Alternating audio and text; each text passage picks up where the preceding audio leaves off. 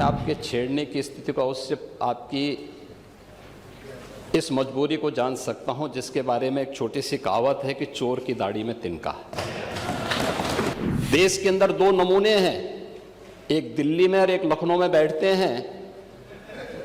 जब देश में कोई चर्चा होती है तो तुरंत वह देश छोड़ करके भाग जाते हैं। अध्यक्ष जी,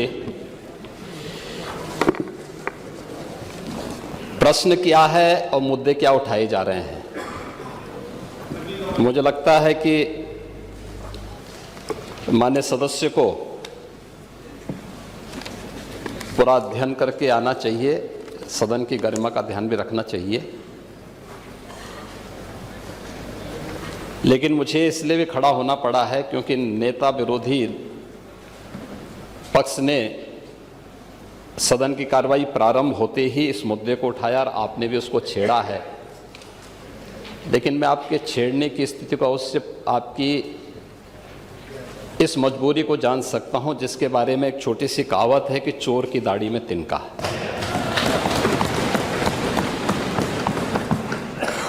प्रश्न है नकली दवाओं के सेवन से होने वाली मौतों के बारे में, जिसके बारे में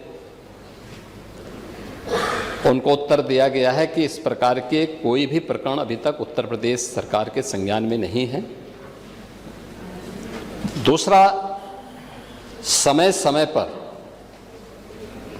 इस दिशा में खाद्य सुरक्षा और औषधि प्रशासन विभाग के द्वारा छापेमारी की कार्रवाई भी होती है।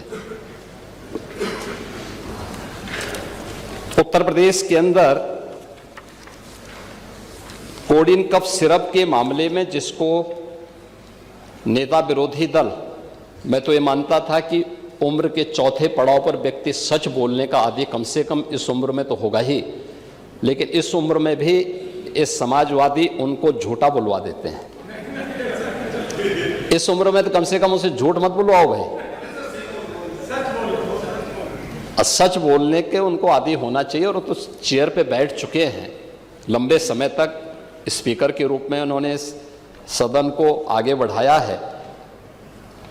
कोडिन कफ सिरप से उत्तर प्रदेश के अंदर कोई मौत नहीं हुई है। एक। दूसरा, इस मामले में एनडीपीएस के अंतर्गत कार्रवाई होगी। ये उत्तर प्रदेश सरकार इस मामले को कोर्ट में जीती है, उत्तर प्रदेश ने इस मामले को लड़ा है। तीसरा, उत्तर प्रदेश में इसका जो सबसे बड़ा होलसेलर, जो बड़े होलसेलर हैं, जिसको सबसे पहले एसटीएफ ने पकड़ा था 2016 में, उसको लाइसेंस समाजवादी पार्टी ने जारी किया था। जो फोटो रिलीज हो रही है, देश के अंदर दो नमूने हैं, एक दिल्ली में और एक लखनऊ में बैठते हैं। जब देश में कोई चर्चा होती है तो तुरंत वह देश छोड़ करके भाग जाते हैं। और मुझे लगता है कि यही आपके बबुआ के साथ भी हो रहा होगा।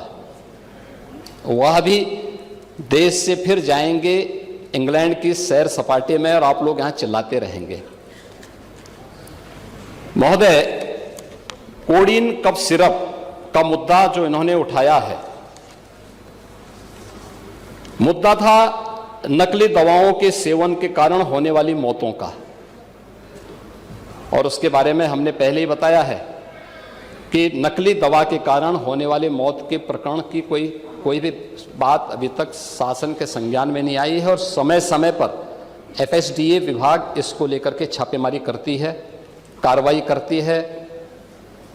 कंपनियों में भी इस प्रकार की कार्रवाई होती है। यूपी के अंदर कोडिन कफ सिरप,